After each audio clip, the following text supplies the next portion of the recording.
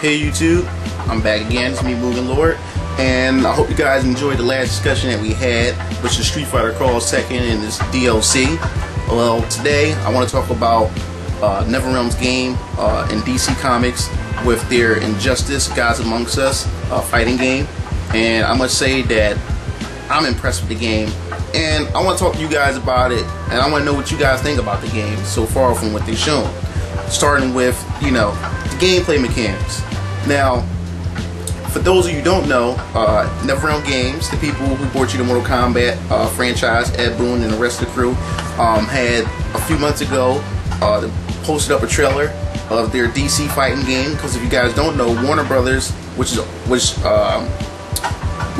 had bought DC Comics back in the day, has also bought the Mortal Kombat franchise and started the NetherRealm Game Studio with Boon. So now Mortal Kombat is underneath the DC franchise. So it will make sense for NetherRealm Games to make a DC fighting game. In the trailers, they show the different characters that was been revealed so far, which was Batman, Flash, Wonder Woman, Harley Quinn, Cyborg, Nightwing, and the newly revealed Catwoman. And like I said, I'm all for the game, and from what we see in the mechanics, they said they wanted to go a different approach, and that's the interaction with the environment. So far, Boon has said there's two character types, which is power characters and gadget characters. Batman is considered a gadget character. Superman, of course, is considered a power character. Now, these two type of characters interact differently with the stage. Now, stage interaction is pretty much some of the objects that appear in the stage, like cars, computers, whatever they have. Pretty much, you can interact with on the stage. Now, the power characters and the gadget characters respond to the stage environments different from each other. Superman may pick up the car, but Batman may throw something like a gadget underneath the car and make it blow up, or anything of that sort that Batman may do differently from Superman. So pretty much, when you pick your character, it's not just about matchups with the characters, it's also about the stages that you pick that character can have an advantage with. So I think that's pretty much different. The fighting game community, it was just like divided in half with the game. Some are on the fence with the game, and some are pretty much down with the game. And the people that's on the fence with the game are the real hardcores, and they're concerned about the tournament scene. With the stages, because some figure that the stage environments and interactions with the stages are pretty much gimmicks and could interfere with the gameplay, and it could bring some unbalanced features into the game. And also with the supers, some of them are complaining that the supers are too cinematic and it distracts and it takes too much time from the game because of the cinematics. And if the timer is still is going as the cinematics are going on, they can really take a lot out of the game. But I have faith in Boon, and I want to see what take they do with these gameplay mechanics. And like I said, I'm all for innovation and change in a genre. I mean, especially the fighting game genre. A lot of people don't like change, or a lot of people don't like to try anything new because, like I said in my last video, people like to stay in their comfort zone, and they pretty much want to stay in their comfort zone.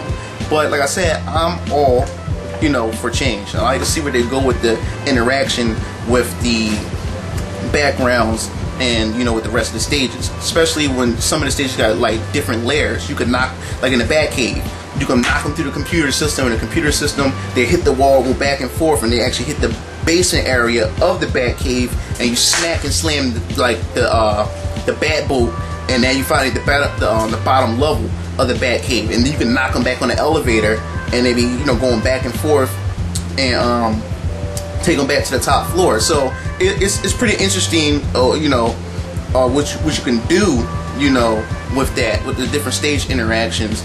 And me being a comic book guy and a DC and Marvel fan, is like a comic book comic book fan dream to be able to knock your opponents through different levels of stages and knock them from buildings and staircases and stuff like that. So I don't have no problem with it. As far as characters are concerned, I think so far these are some good choices.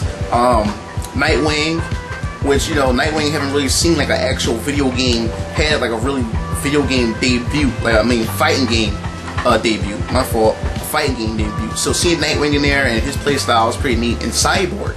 And I'm glad they're showing like Cyborg a lot of love this time around, because, you know, a lot of people don't know who he is, and the reason why people don't know who he is because they, you know, pretty much never advertised him much, and people who do know who he is pretty much familiar with him from the Teen Titans cartoon series. And I remember him past Teen Titans. I remember him back in the cheesy, crappy Super Friends cartoon that I used to watch, you know, on Cartoon Network way back when, you know. So seeing him in this game is pretty awesome. And also, from what I heard and from what I'm hearing in the game, the original voice actor who voiced Cyborg in the Teen Titans is doing the voice work for, you know, Cyborg in the Injustice game. So that's awesome.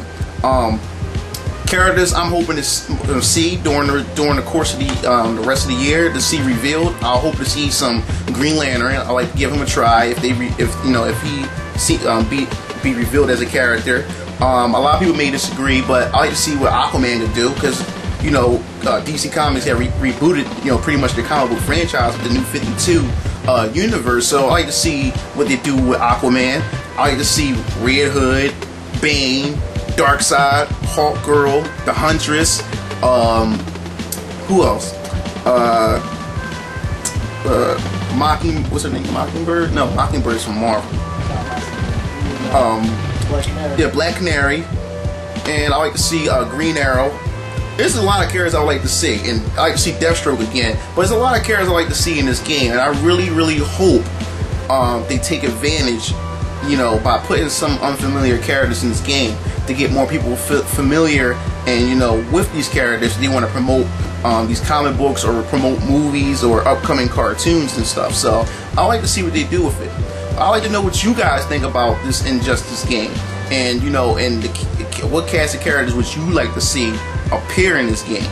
And this game so far is said to be released next year around like the first quarter, around March or whatever like that. But we'll get more news on it. But let me know what you guys think about the gameplay, what you think about the characters, what you think about the story, because a lot of people right now are questioning, like, why is Batman knocking people through buildings? Why is he hitting hard? Or why this character is doing that? Like, no one should be able to hurt Superman the way they're hurting him. But like I said, if you played the Mortal Kombat 9 that came out earlier, you know, last year, you would know that, you know, NetherRealm Games and just Ed Boon and his studio always put together a storyline that makes sense and to let you know why half the characters are doing what they're doing.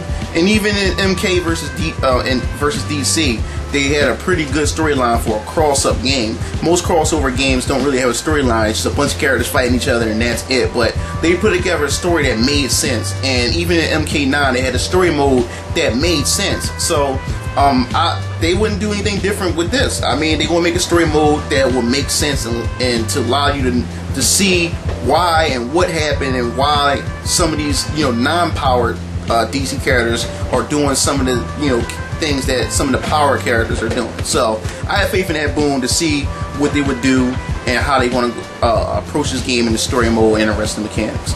So that pretty much, you know, covers this discussion with Injustice, guys amongst us. This is MugenLord signing off.